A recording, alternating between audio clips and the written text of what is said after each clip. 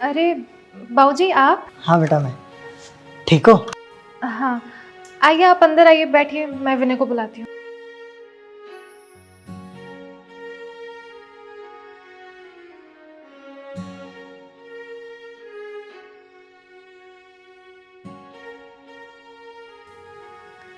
घर तो बहुत अच्छा बनाया बेटे ने।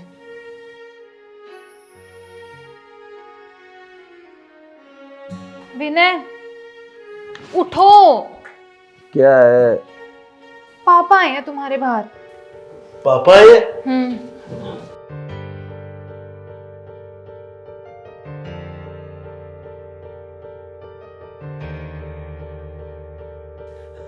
बाबूजी आप अरे मुझे बता देते, मैं ही आया था आपको लेने के लिए। अरे बस बेटा, वो क्या है ना, तेरी माँ के जाने के बाद बहुत अकेला सा हो गया था। जब तक उम्र थी ना, सारे काम कर लेता था, पर अब हिम्मत नहीं होती, तो सोचा थोड़े दिन अपने बेटे के साथ जाके रह लूं। अरे ये तो बहुत अच्छी बात है बाबूजी। मैं तो कह रहा हूँ कि आप थोड़े दिन क्यों, हमेशा हमारे साथ रहो। क्यों की हाँ वही ना। और मैं सच कह रहा हूँ बाबूजी, यहाँ पर सारी फैसिलिटीज है आपके लिए, आपको बहुत अच्छा लगेगा। और मुझे भी तो आपकी सेवा करने का मौका दीजिए ना। पर बेटा तू तो जानता है, मेरी सारी जिंदगी गांव में निकली है। यहाँ के वातावरण में मैं कैसे रह पाऊंगा? बाबूजी आपको बहुत अच्छा लगेगा, गांव की बिल्कुल याद नहीं आएगी। आप एक बार रहना तो शुरू कीजिए। और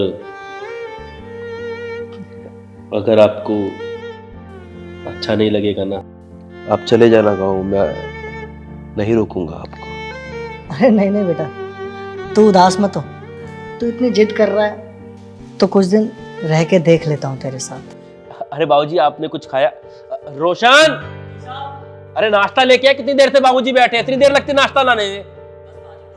जल्दी आ। और बाबूजी गांव में सब ठीक है? सब बढ़िया बेटा। साहब चाय।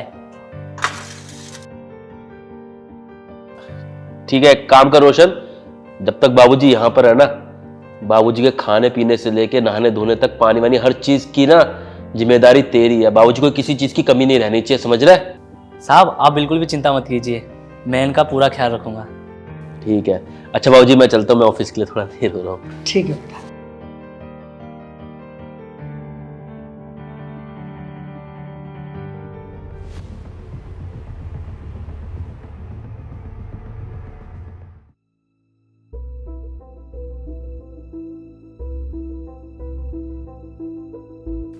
विनय, हाँ तुम्हारा दिमाग खराब हो गया है क्या?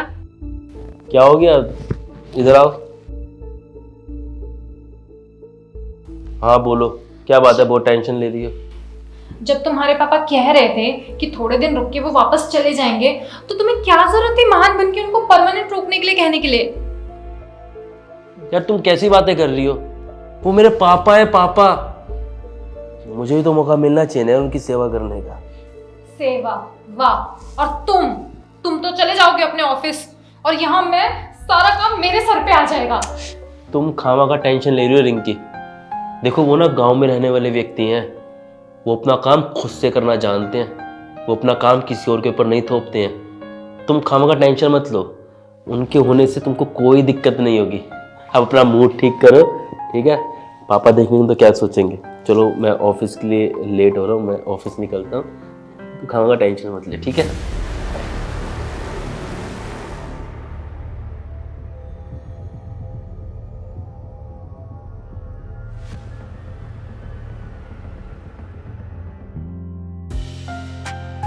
बाबूजी अरे आ गया। खाना खाओ।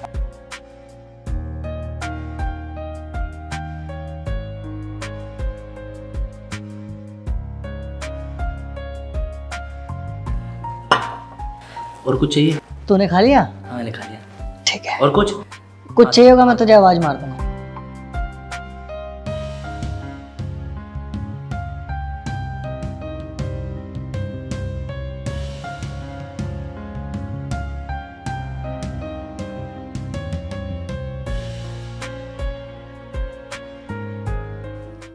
रोशन, रोशन, मेरे लिए एक कप कॉफी लिया।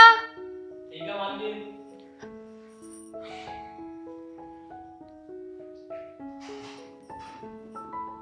जल्दी आ जाओ रोशन।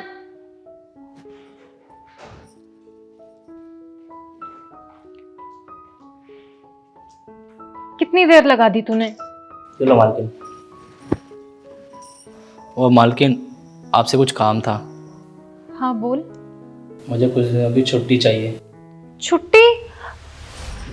पर क्यों? मालकिन, गांव में ना बाढ़ आ गया, जिसकी वजह से ना हमारे घर तक पानी आ गया है और छत की तो दीवार भी टूट गई है। तो मरम्मत के लिए मुझे गांव जाना पड़ेगा। ये तो बहुत बड़ी दिक्कत हो गई। अच्छा चलो कोई बात नहीं, तुम थोड़े दिन की छुट्टी ले लो, लेकिन हाँ रोशन प्लीज़ टाइम से वापस आ जाना। ठीक है मालकिन। और हाँ, जाते जाते मुझसे कुछ पैसे भी ले जाना, तुम्हारे काम आएंगे। बहुत बहुत धन्यवाद मालकिन। जैसे ही ना गांव का काम ठीक हो जाएगा ना तो मैं वापस आ जाऊंगा। ठीक है मालकिन। ठीक है, जाओ तुम जाने की तैयारी करो। अब इस बुढ़े का सारा काम मुझे ही करना पड़ेगा।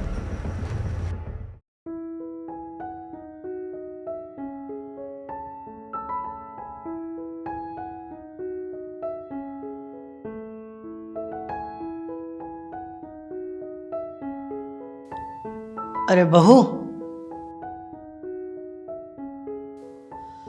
बहू। हाँ पापा जी। हाँ हाँ, क्या बोल रही थी तू? अच्छा सेल लगी है, सच में क्या? यार तूने मुझे पहले क्यों नहीं बताया? अब तो खत्म भी हो गई सेल यार।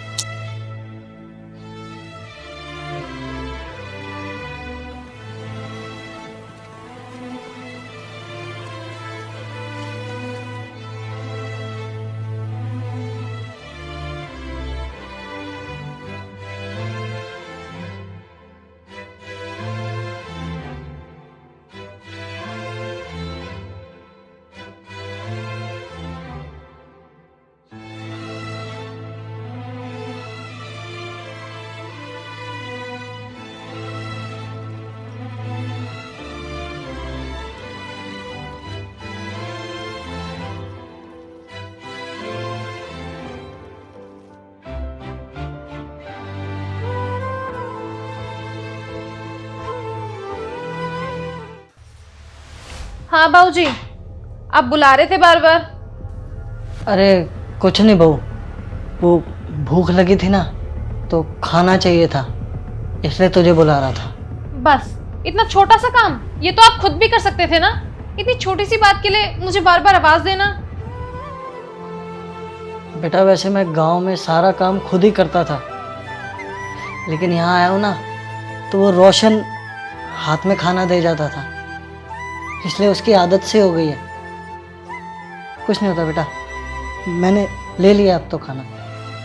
बाबूजी, इस घर का नौकर ना रोशन है, मैं नहीं।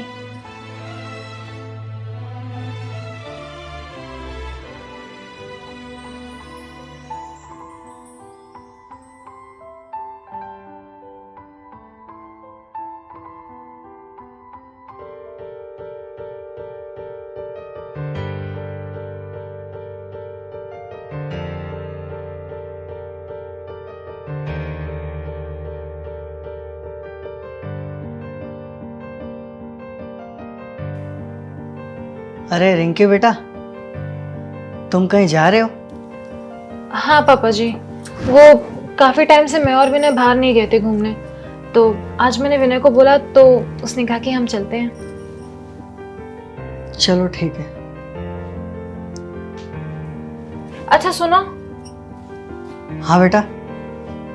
वो हम दोनों तो बाहर चले जाएंगे, तो आप ना प्लीज घर का थोड़ा ध्यान रखना। और हाँ, वो क्या कहते हैं, खाना नहीं बनाया है मैंने, तो आप अपने लिए खुद बना लेना।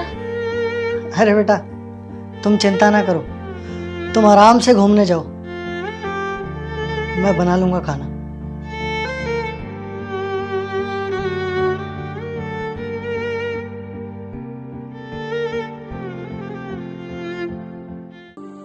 हुए बेचैन पहली बार हमने राज ये जाना, मोहब्बत में कोई आशिक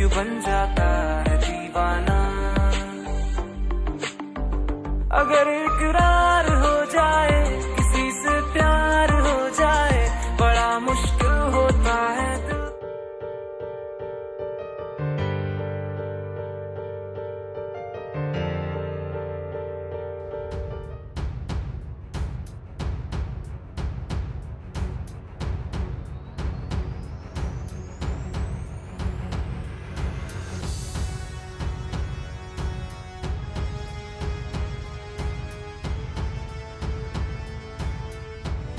अरे छोड़ यार, एक दिन खाना नहीं खाऊंगा तो मर थोड़ा जाऊंगा।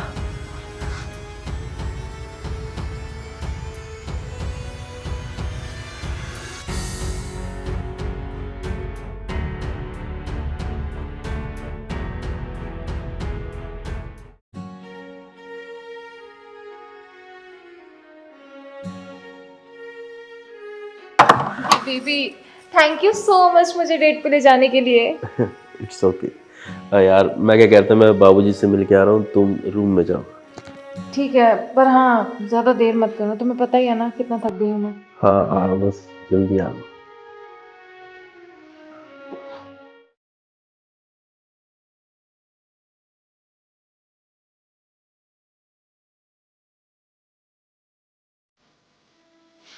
बाबूजी, बाबूजी। अरे विनय बेटा, तू आ गया। बाबूजी मैं क्या कह रहा था कि आप क्यों नहीं आए साथ में? मैंने तो रिंकी को बोला था कि आप भी डिनर में साथ में ही चले, लेकिन उसने बताया कि आपने चलने के लिए मना कर दिया। वैसे खाना खाया आपने? नहीं बेटा, वो बनाने की कोशिश करी थी लेकिन बना नहीं पाया। बाबूजी, ये आपकी उंगली में चोट कैसे लगी? अरे कुछ नहीं बेटा, वो प्याज काट रहा था ना तो चाकू लग गया। अब उम्र हो गई है ना तो ठीक से दिखता नहीं। बाबूजी आप बैठिए, मैं आपके लिए खाने के लिए कुछ भिजवाता हूँ।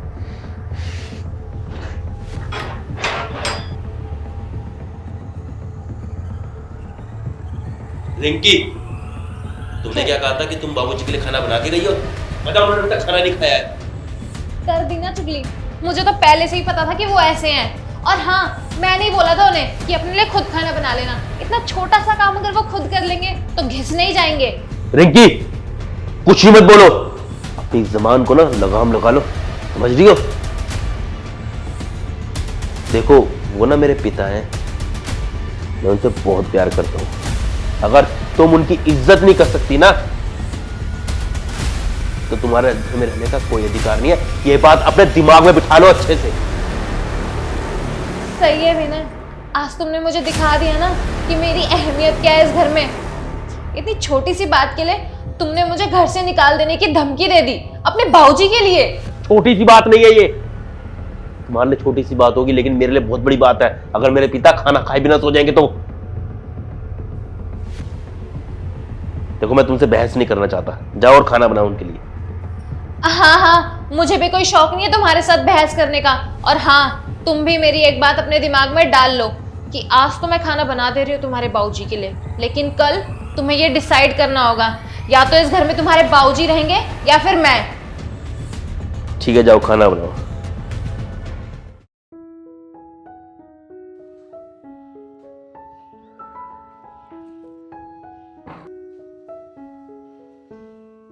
अरे विनय हाँ जी बाबूजी। बेटा इधर आ।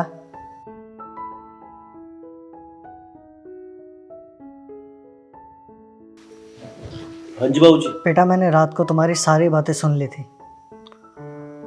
और मुझे बिल्कुल भी अच्छा नहीं लगेगा कि मेरी वजह से तेरी शादीशुदा जिंदगी में कोई दिक्कत आए। और एक बाप ये कभी नहीं चाहेगा कि उसका बेटा तकलीफ में रहे। तो इसलिए बेटा मैंने सोचा है कि मैं गांव वापस चला जाऊंगा। बाबूजी आप कैसी बात कर रहे हो, इसमें तकलीफ कैसी? बाबूजी मैं करूंगा ना आपकी सेवा, आप मुझे सेवा करने का मौका दीजिए, ऐसे मत कीजिए आप। अरे नहीं बेटा, तू टेंशन मत ले। तू तो जानता है मुझे गांव में रहने की आदत है, और वैसे भी बेटा अब मेरा यहाँ मन नहीं लगता, तो मैं गांव वापस जाना चाहता हूँ और तू आते हुए मेरी टिकट ले आइयो। ठीक है बाबूजी, आप जैसा कहें मैं वैसा ही करूँगा। लेकिन आप ये बिल्कुल भी अच्छा नहीं कर रहे हैं मेरे साथ, अच्छा नहीं कर रहे हैं।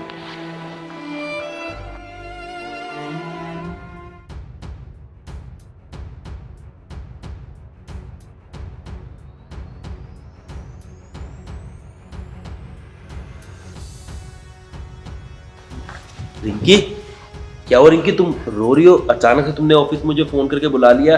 सब कुछ ठीक तो है ना? नहीं विनय, कुछ भी ठीक नहीं है। विनय, वो भाभी ने ना भैया से लड़ाई कर ली। पापा का फोन आया था मेरे पास। भाभी ने साफ साफ कह दिया है पापा को कि अब घर में रहने की जरूरत नहीं है। भैया पापा को वृद्धाश्रम छोड़ने जा रहे हैं। तुम ही बताओ, ऐसे होता है क्या?